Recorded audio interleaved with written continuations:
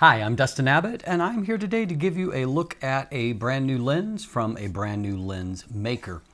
Now, a few years ago, even if you go back about 5 years, we pretty much had an idea of who the players were in the camera and lens market. We knew who made the cameras, who made the lenses. With the rise of mirrorless, however, it seems to have really opened up the possibilities for a lot of new startup lens makers. And I've had an opportunity to look at a number of lenses from a number of new lens makers in the past several years. This is the first lens that I have ever had a chance to look at from the manufacturer Viltrox. Viltrox, like a lot of these new startups, is a Chinese lens maker. Viltrox has actually been producing things like lens adapters and things like that actually for a while, but they just recently launched, brought to some of the last kind of trade shows of 2018. They brought a few new lenses that they're going to develop, and here we are in early 2019. And I'm getting a chance to take a look at the 20mm F1.8 lens from Viltrox. And so in today's episode, we're going to take a look at this lens. This lens is designed for Sony FE, or full frame mirrorless. They've also got an 85mm lens with both a Sony FE version along with a Fuji X mount version. And so anyway, maybe I'll have a chance to look at those in the future. In today's episode, we're going to jump in and take a look at the physical design, the handling, how they got everything, whether they nailed it or not in this initial design. So let's go a little bit closer and jump in and take a look. So first of all, we'll take a quick look at what's in the box. They get good marks for presentation. Everything is nicely presented here.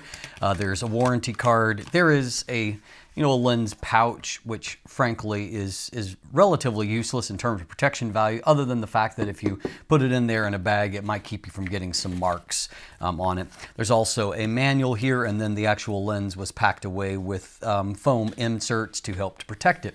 So, I mean, good stuff there for the most part as far as that goes. Now, obviously this lens, as I noted, is designed for Sony E-mount, and so full frame mirrorless. With a lens like this, it does come with a lens cap that fits over the lens hood. And so one thing I do like about this lens cap itself, it is plastic while the rest of the lens is metal. That's not necessarily a bad thing. It makes it lighter. If it falls, it doesn't get dinged up as much.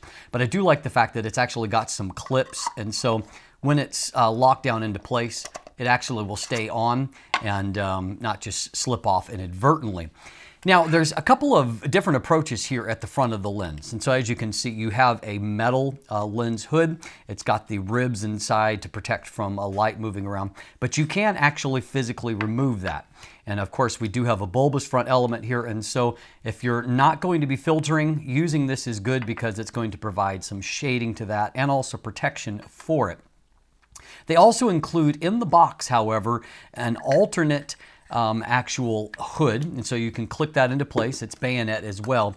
But the interesting thing here is that it's actually threaded and an 82mm front filter thread, and so you can use traditional screw-on filters despite the wide angle / wide aperture nature of the lens. And so a nice solution there because you can actually use regular filters, and and so that's certainly easier than having to use either a rear mount filter or even more so a big add-on square filter type solution. So I like that they've done that. Now, there is a special coating on the front element here that is to protect from dust and moisture on it. However, there is no actual gasket here, and to my knowledge, there are no internal seals that I can see. And so this is not a fully weather sealed lens. The other thing that's kind of omission that I'll note here that kind of stands out more, not so much that a new lens that's a manual everything doesn't have electronic contacts. That's not unusual in my experience. But what is unusual is that one of the other lenses that they're bringing to market that's also for Sony, the 85mm, has both rear contacts and it utilizes a electromagnetic aperture iris. In other words, there's no aperture ring like this lens has, but instead you control it from within the camera. So it's kind of interesting to me that they've gone with this kind of dual approach, particularly considering the fact that the 20mm is the more expensive of the two lenses. And so, anyway, that observation aside, what you've got here is you've got a lot of, kind of premium details here. Everything is in metal. And of course, as we move and look at the lens itself, everything here is also in metal with a similar kind of anodized metal satin finish that really looks a lot like a lot of Zeiss lenses. And so it's a really nice looking finish. It's, physically a fairly good sized lens. It's not light because everything here is metal and there's lots of glass. It's 775 grams or 1.71 pounds. And so, it's a significant lens for sure. Fortunately, because it's not super long, a lot of that weight is distributed fairly close to the camera body, which helps a bit with the balance. I don't find a big issue with that. Now, they give two different lengths of the lens depending upon how you have it configured. And so if you have it without a lens, they say lens cap. And so I'm surmising just the basic dimensions of the lens itself. It comes in at about 4 inches long, 102 millimeters. Then if you add on cap, and so there's no way that measurement is just this. It's probably both of these two components together. The length grows to 4.84 inches or right under 5 inches or 123 millimeters. And so, it's in terms of its overall physical length, it's a medium-sized lens, and on the weight end, it's on the heavy side of medium. Now, a few other interesting things here to observe from the specs, and as I noted, this does have a manual aperture ring, which I'll return to in just a second. But hopefully you're going to be able to see what I see here in that the aperture iris remains really, really perfectly circular as you stop the lens down. And that is because it actually has a unique 14 aperture blades, and that's fairly impressive. And what I did find is that certainly, although this at 20 millimeters, this is not really a huge bokeh lens, that even with the lens stopped down, you can definitely tell the difference that really circular maximum aperture makes in terms of the shape of the bokeh highlights. Now, as I noted, coming back to this manual aperture ring, it is a clickless aperture. And I think it will be one that's actually of a lot of interest to videographers for the simple reason that this aperture, it really moves beautifully. Like, there are no hang-ups. The actual aperture ring, it has a degree of precision that frankly is fairly unique in a lens like this. I'm really, really impressed by how much they nailed the damping and the precision of this aperture ring. And so no traditional stops, although as you can see, you've got markers at the major stops there along the way. But of course, you can just physically put the aperture wherever you want. And so you can go from a maximum aperture of f1.8, which certainly is a fair bit larger than equivalent aperture. So again, if I close that down to f2.8, say the Zeiss Loxia 21mm f2.8, it has a physical aperture that is 1 1/3 stops smaller. And so this lens will let in more than twice as much light by comparison. And so that certainly is impressive. Minimum aperture is f16 here. Now, as we move on to the focus ring, it also is, everything here is metal threads, and it is the central rotating ring here. And once again, they have basically nailed the focus, precision, and damping. It's basically perfect. There is a little bit of weight to it that will allow you to really choose a precise focus point. And by the way, the focus throw here is 148.5 degrees, so right under 150 degrees. So a lot of options to choose there along the way, but really, really great precision on that. You can focus down to a minimum focus of 0.25 meters or 0.9 feet. And so you can focus down fairly close, but of course, at the same time, you're not working with a very long focal length. And so your maximum magnification is just magnification ratio is a 1 to 8.3 times. So somewhere around 0.11 times, not a huge, maximum magnification for sure. That's not really what this lens is about.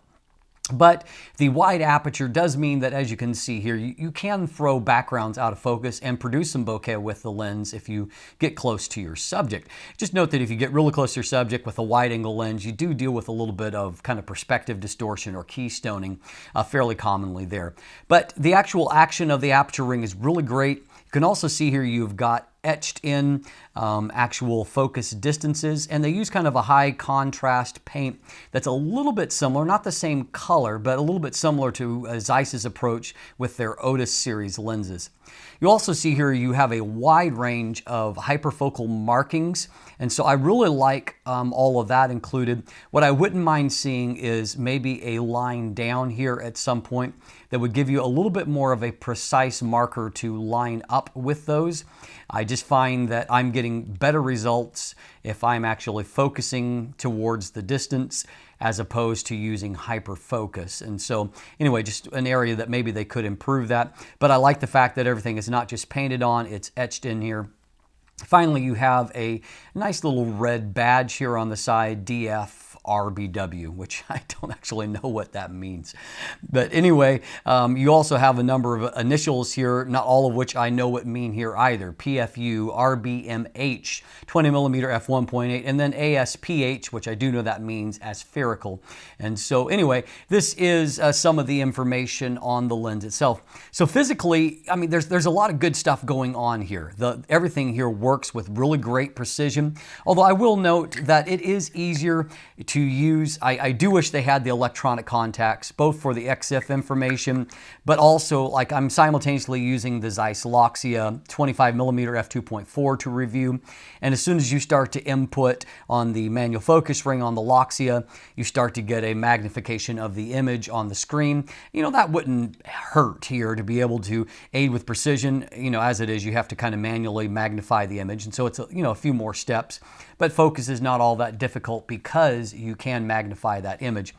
Now, the lens itself is not inexpensive. It's coming in to the US market here in North America at $499 US, and so it's not a cheap lens, but as you can see, it is a premium design lens. And so a lot of good things going on with this Viltrox 20mm f1.8. So as you can see, there's a lot to like in this new lens design. I'm particularly impressed by how well they nailed the details. You know, just that little extra bit of engineering that makes everything feel really quality and very, just very smooth in operation.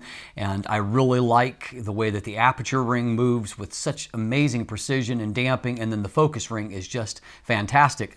In fact, if I went back 5 years ago and I was holding a lens like this, kind of a blind test and, feeling the materials and how everything operates, I would guess that I was holding a Zeiss lens. So, pretty amazing that they've been able to nail, kind of at their first go-around, to nail it and get the details right in a lens like this. I also like the fact that they've delivered a fairly creative actual filtering solution to a lens that not only is fairly wide angle, but more importantly, and more maybe applicable here, has such a wide maximum aperture. And so it just opens up the versatility of what you can do with this lens. Now, of course, I know that what you're more interested in is how good is it optically. And so in a subsequent episode, we're going to take a look at that and we'll jump in and examine that together. But speaking of photos, in the meantime, I do want to share with you that I have finally moved kicking and screaming onto the Instagram platform. I don't like the mobile upload nature of it, but anyway, it's kind of the thing of the times. And so if you'd like to follow me there on Instagram and see photos I'm sharing with the gear that I'm reviewing, take a look in the description down below, and I've got a link there. There's also a link there to the image gallery if you want to jump ahead and start looking at all the photos that I'm taking with this lens right now. And I'm not shooting in the best of conditions this time of year. It's really cold outside and everything is really white, very winter. But I am getting some beautiful images that you might want to take a look at there. Stay tuned for that subsequent episode. You can also follow me with links in the description down below on other social media platforms. And sign up for my newsletter. That will keep you updated on current reviews, also when I'm doing giveaways. And finally, if you haven't already, please click that subscribe button right here on YouTube. Thanks for watching. Have a great day.